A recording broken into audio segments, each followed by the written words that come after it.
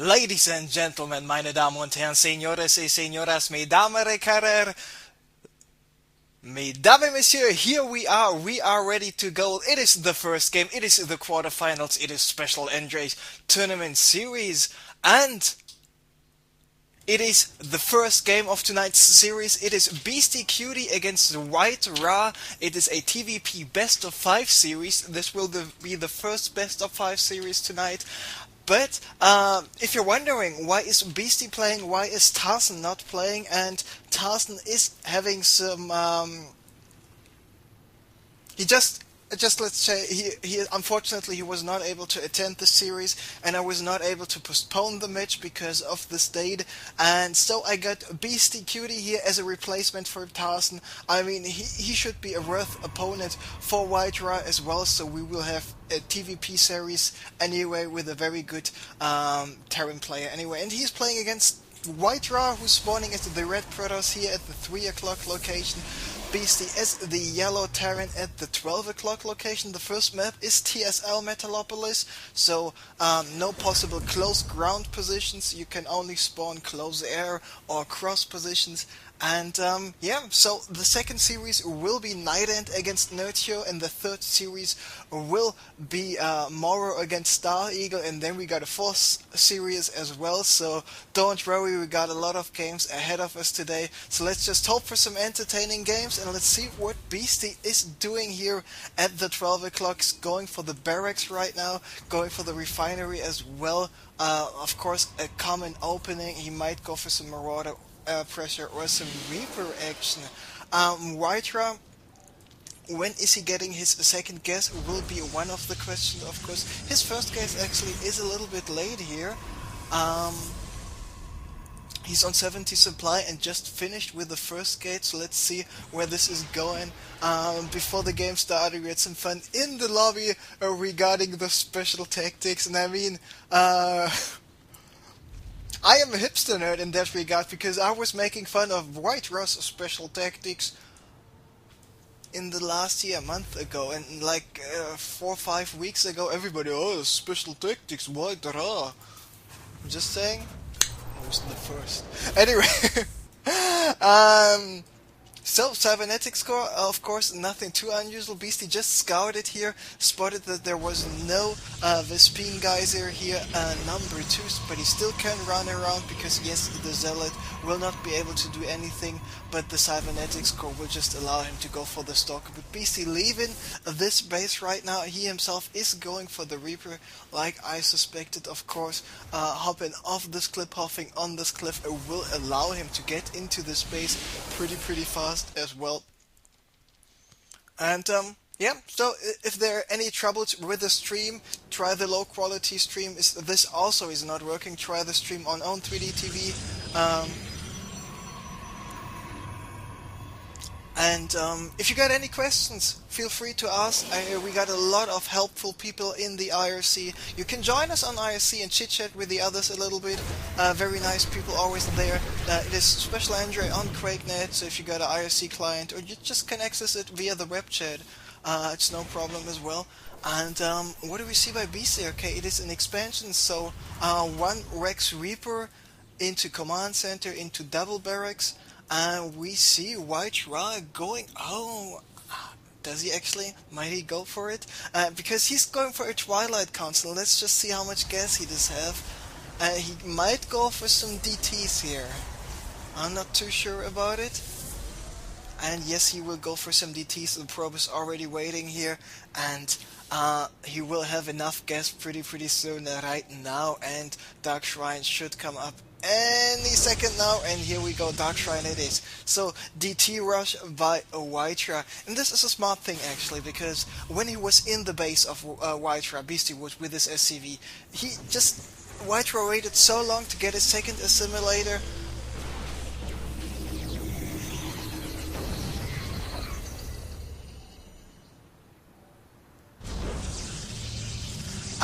He waited so long to get his second assimilator until he was out of the base. Now Beastie scanning here in the top right location. The Reaper Beastie just had, was he able to get up this area? No, he was not, so he just spotted the pylon. and he scanned here in the top area. He didn't see anything there, but I think he might suspect something. He's got the double orbital command, of course, this will help him out, and he's getting the engineering base, so maybe he's thinking there might be something up. What about this Dark Shrine? Still takes another 20 seconds for it to finish. So in the next 20-15 seconds he will be able to warp in those DTs. Does he have any proxy pylons? Looks like with this probe he will have some pretty soon. Yeah, there he's going for the pylon. But the missile turret is being built by Beasty just in time, so it looks like he will be prepared to fight a possible DT rush off. And of course with a failed DT rush, it's not looking too good for a Protoss player in general. But WhiteRa is going for the expansion, and by the way, there's the DT. He's spotting the missile turret just moving away just in time, and because of this DTs he is now able to apply map control, because the only way Beasty is able to get out of his own base is just to by massively use scans, and you know, every time a Terran player scans, a mule dies, and in general Terran players do not want their mules to die, they want their mules to harvest the minerals. And so option number one for Beasty is to get a Raven out, but he's now only going for the first factory. There is the DT trying to do some damage here in the back, but there are the Mariners. There's one Marauder, actually only Mariners waiting. Now a Marauder is coming. There we see the missile turret is being produced.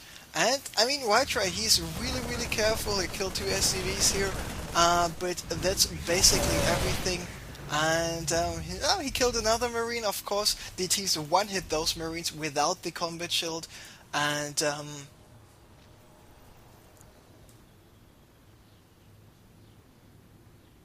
looks like he retreated with his DT. And what is the good thing about this? When you have the DTs, when you have the map control, you can go for a second expansion, and this is exactly what WhiteRa is doing right now. He's got his DTs all over the place, even warping in more, and look what this is. It is a warp prism, that's why he's got this DTs here, to go for a warp prism drop. Beasty, he's got a single missile turret here, and now going for the swap here with a factory and the starport, and Beasty got enough units to hold this possible attack off. But if the DTs are going for this missile turret right away, or even for the tech lab is not getting repaired just in time, so Beasty really needs to watch out. I mean, he's got this missile turret finished. Does he know about this DT? He knows about it, but he doesn't detect the DT right away. So let's just see where this is going from here. So one more DT is here in the back, another DT is attacking this barracks. There he's going for the first scan. One DT is taken out, a second one is here on the right, and here in the back there are no DTs, just one single Marine just in case. And one more DT is roaming here around this area, trying to take out and taking out an SCV producing the missile turret. The second DT has been taken out, but here are more DTs being warped in addition to those who are already there, taking out this missile turret and taking out the other missile turret in production. So he's basically all over the place. Beasty does not have enough energy for another scan, so this reactor is taking a lot of damage, and Beasty, so to say, has to slow push with his missile turrets to defend against those DTs. Meanwhile, he's getting another command center, but WhiteRa already mining here happily, warping in some more zealots. Is he going for the charge? He does the charge, already have finished upgrading, but now finally here's the Raven, but there's still one DT left. There's still this warp prism here on the high ground, but looks like BC doesn't really care about those things, and he is going for a counterattack with his units. Of course, the Raven is a very good thing to have. Let's check the upgrades here for WhiteRa. He does not have any upgrades at all. He is getting the double forge, and here are the forces of Beasty at the same time.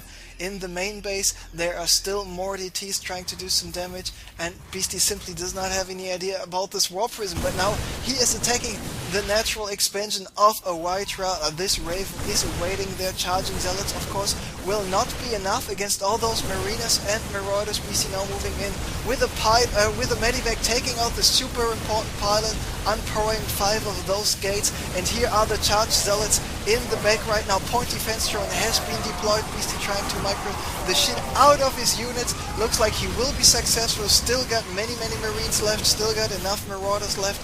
What about the DTs here in the back? Still doing some damage, but not too much damage. And GG is called. Beasty taking game number 1 over WhiteRa. He was just able to defend all those games, all those times the DTs attacked his own base long enough and get a good enough amount of Marinas and Marauders out. And with a Raven finally there, he was able to push out, and that's why the first game goes to Beasty. Congratulations, and game number 2 should be up pretty soon here.